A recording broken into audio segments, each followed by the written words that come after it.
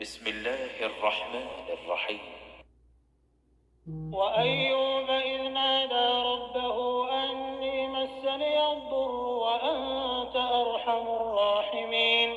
وأيوب إذ نادى ربه أني مسني الضر وأنت أرحم الراحمين. اور ایوب کو یاد کرو جب انہوں نے اپنے پروردگار سے دعا کی کہ مجھے ایذا ہو رہی ہے اور تو سب سے بڑھ کر رحم کرنے والا ہے۔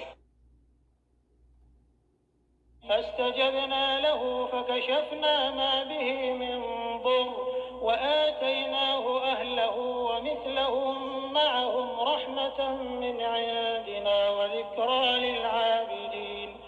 فاستجبنا له فكشفنا ما به من ضر وآتيناه أهله ومثلهم معهم رحمة من عندنا وذكرى للعابدين.